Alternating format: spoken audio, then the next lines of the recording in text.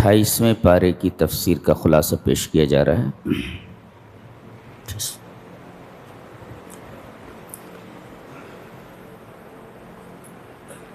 یہ پارہ ایک سورہ سے شروع ہوتا ہے جس سورہ کا نام سورہ مجادلہ ہے۔ مجادلہ کا مطلب ہوتا ہے بحث کرنا، بحث۔ یہ سورہ کریمہ ایک بوڑھی عورت کے ایک مسئلے کے پس منظر میں نازل ہوئی۔ بوڑھی عورت، جس سے ایک نقطہ یہ معلوم ہوا کہ قرآن حکیم نے اور اسلام نے عورتوں کے مسائل پر کس قدر توجہ دی ہے۔ ایک عام عورت ہیں، یہ بوڑھی عورت، اللہ تبارک و تعالی نے ان کے مسئلے پر ایک پوری سورہ نازل فرمائی۔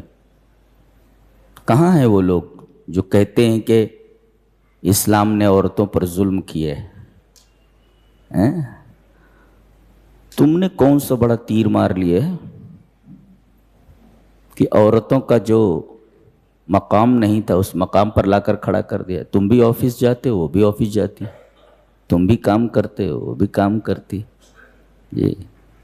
یہ کام کا بوجھ اس کے اوپر ڈالنا عدل ہے یا ظلم ہے؟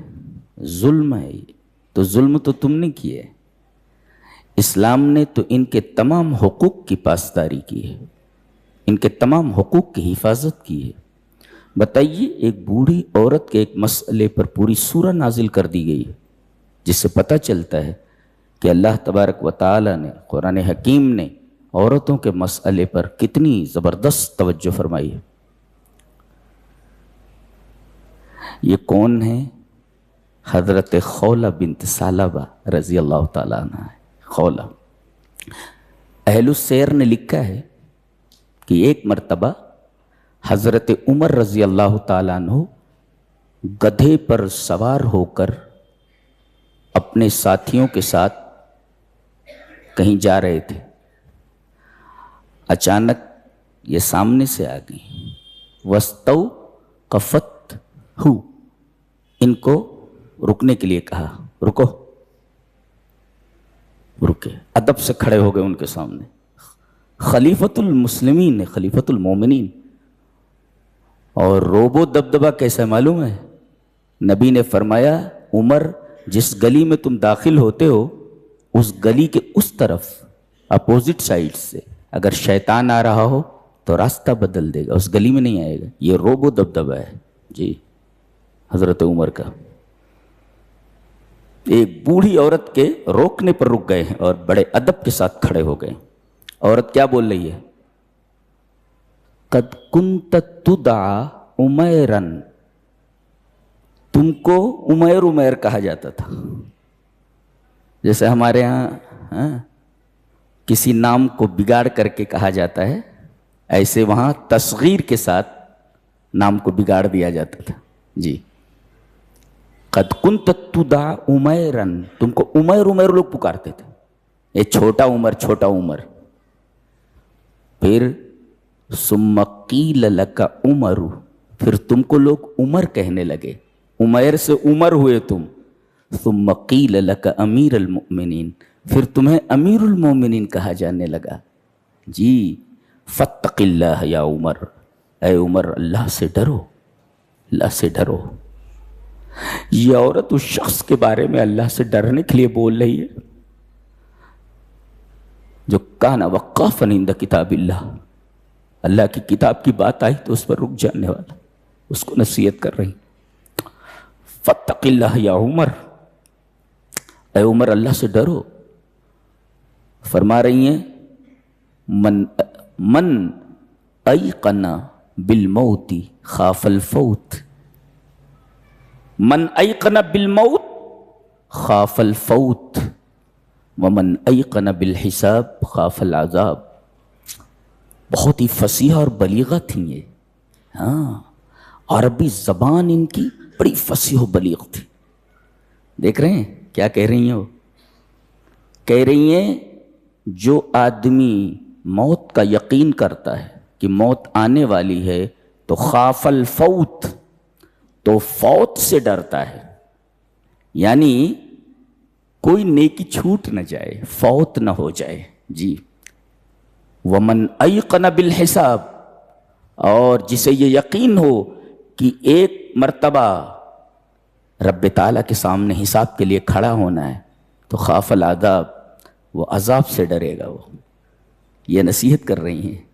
کہاں ہیں آج ہماری وہ مائیں اور بہنیں جو اپنے بچوں کو اس طرح نصیحت کریں؟ کہاں ہیں وہ عورتیں جو بڑے بڑے لوگوں کو روک کر کے بولیں کہ اللہ سے ڈرو؟ کہاں ہیں؟ کہیں نظر نہیں آ رہی ہیں ایسی عورتیں. بڑی دیر تک کھڑے رہے وہ، اور وہ بولتی رہیں. جب وہ چلی گئیں تب لوگوں نے ان کے پاس آ کر کے کہا، امیر المومنین، ایک عورت کتنی دیر سے آپ کو کھڑا رکھے ہوئے تھی اور آپ چپ چاپ کھڑے تھے، کچھ بول نہیں رہے تھے. کیا کیا بولے جا رہی تھی وہ؟ حضرت عمر نے کہا، جانتے ہو وہ کون ہے؟ وہ خولہ بنت ثعلبہ ہیں. اور ان کی بات تو عرش والے نے سن لی ہے. تو ایسمع رب العالمین قولها ولا یسمع عمر، جس کی بات رب تعالیٰ سنے، عمر کی کیا مجال کہ اس کی بات نہ سنے. جس کی بات عرش اعظم پر اللہ سن لے، عمر کی کیا مجال کہ اس کی بات نہ سنے. اور تم کھڑے رہنے کی بات کر رہے ہو. نماز کے علاوہ اگر صبح سے شام تک وہ کھڑا رہنے کے لیے بولتی تو میں کھڑا رہتا تھا، صرف نماز کے لیے جاتا تھا. یہ امیر المومنین کے دل میں اللہ کا خوف ہے. ہمارے حکمرانوں میں وہ خوف کہاں ہے؟ ان کے لیے تو بس دنیا دنیا دنیا ہے. جبکہ انہیں معلوم ہے کہ ایک دن موت آنے والی ہے، دنیا چھوڑ دینی.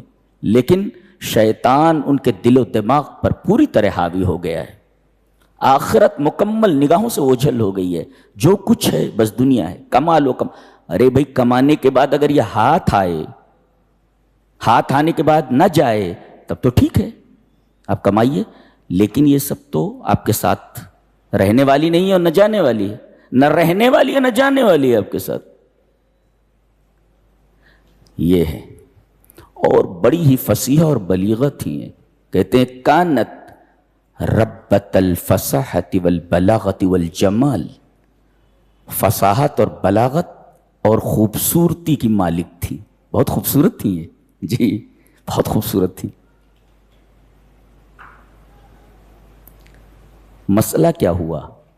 زمانے جاہلیت میں ایک طریقہ تھا، ایک رسم تھی کہ اگر کوئی اپنی بیوی کو ایسا بول دیتا، انت علی کظہر امی، تو میرے اوپر میری ماں کی پیٹھ کی طرح ہے، تو طلاق ہو جاتی تھی، وہ ماں ہو جاتی تھی اس کی. جی انت، تو، علیہ میرے اوپر، لائک ظہر امی میری ماں کی پیٹھ کی طرح. ظہر مانے پیٹھ ہوتا زوئے سے. تو انت علیہ کظہر امی، تو میرے اوپر میری ماں کی پیٹھ کی طرح ہے. اگر یہ جملہ کوئی اپنی بیوی سے بول دیتا تھا تو اس کی ماں ہو جاتی تھی، وہ اس کے اوپر حرام ہو جاتی تھی. ان کے شوہر بوڑھے تھے، اوس ابن سامت ان کے ابن عم تھے، چچا زاد بھائی تھے ان کے، ان سے شادی ہوئی تھی ان کی، اوس ابن سامت سے. ذرا چڑچڑے مزاج کے تھے، بات پر خفا ہو گئے وہ، اور یہ جملہ ان کی زبان سے نکل گیا. پریشان ہو گئی، بولی تم نے کیا کہہ دیا ہے؟ بھاگی بھابی نبی کریم صلی اللہ علیہ وسلم کے پاس آئیں، بحث کر رہی ہیں. قد سمع اللہ قول التی تجادلک فی زوجها وتشتکی الی اللہ واللہ یسمع تحاورکما ان اللہ سمیع بصیر. کیا بات ہے. تحقیق کی اللہ نے اس عورت کی بات سن لی جو آپ سے اپنے شوہر کے بارے میں بحث کر رہی ہے. تجادلک فی زوجہا وتشتکی الی اللہ، اور اللہ سے شکایت کر رہی ہے. اللہ اکبر. دیکھ رہے ہیں، بحث نبی سے کر رہی ہے لیکن شکوہ اللہ سے کر رہی ہے. یہ عقیدے کا بڑا مسئلہ ہے جی، کہ شکایت رب تعالیٰ سے ہونی چاہیے. ہاں، یہ کہاں، کس یونیورسٹی میں پڑھی ہوئی تھی، کس مدرسے میں پڑھی ہوئی تھی؟ یہ کتنا زبردست عقیدہ ہے کہ بحث نبی سے ہو رہی ہے لیکن شکایت اللہ سے. اللہ نے فرمایا تجادلک، تم سے بحث کر رہی ہو فی زوجہا، اپنے شوہر کے بارے میں، وتشتکی الی اللہ، اور شکوہ اللہ سے. بحث تم سے اے میرے حبیب اور شکوہ مجھ سے. عقیدہ ہے دیکھیں ایک عورت کا جی. اس عورت کی بات اللہ نے عرش اعظم پر سن لی. یہ بار بار آتی تھی، اللہ کے رسول کیا کروں، چھوٹے چھوٹے بچے ہیں، صبیۃ صغار، چھوٹے چھوٹے بچے ہیں. اور فصاحت اور بلاغت دیکھیے، نبی سے کہہ رہی ہیں ان ضمہم الیہ ضاعوا وان ضممتم الیہ جاعوا. زبان ہے اللہ، عربی زبان بہت ریچ لینگویج. جاع یجوع مانے بھوکا ہونا، اور ضاع یضیع کے مانے ضائع ہو جانا. تو ان ضمہم الیہ ضاعوا، اگر میں شوہر کے پاس بچوں کو چھوڑ دوں تو ضائع ہو جائیں گے، وہ تو خود بوڑھے ہیں، اپنے آپ کو نہیں سنبھال سکتے، بچوں کو کیا سنبھالیں. اور وَإِن ضَمَمْتُهُمْ إِلَيَّ جَاعُوا، اگر میں اپنے پاس رکھوں تو کھلاؤں کیا، بھوکے مر جائیں گے وہ. جی زبان دیکھ رہے ہیں، ان ضمہم الیہ ضاعوا وان ضممتہم، ان ضمہم الیہ ضاعوا وان ضممتہم الیہ جاعوا. کتنی فصاحت اور بلاغت ہے جملے میں. اللہ کے رسول بار بار یہ کہتے تھے اس بارے میں کوئی حکم نہیں ہے، لہذا تم ماحولی بار بار آ کر بحث کرتی تھی. اللہ تبارک و تعالیٰ نے ان کی دعا سن لی اور وہاں سے اس مسئلے کا حل بھیجا. اس مسئلے کا حل بیان فرمایا گیا کہ اس مسئلے کا حل کیا ہے. وہ مسئلہ بتایا گیا. حضرت عائشہ فرماتی ہیں الحمدللہ الذی وسع السمع والاصوات، تمام تعریفیں اس ذات کے لیے ہیں جس کے کان تمام آوازوں کے اوپر محیط، تمام آوازوں کو سنتے. انگریزی میں بول رہا ہو تو بھی سنتا ہے، دنیا کی کسی زبان میں بولے آدمی اس کو سنتا ہے، زبان سمجھتا ہے، اس لیے کہ ساری زبانیں اسی کی دی ہوئی ہیں جی. تو الحمدللہ الذی وسع السمع والاصوات، تمام تعریفیں اس رب کے لیے ہیں، اس اللہ کے لیے جس کے کان تمام آوازوں کو حاوی ہیں، تمام آوازوں کو سنتی ہے وہ ذات جی.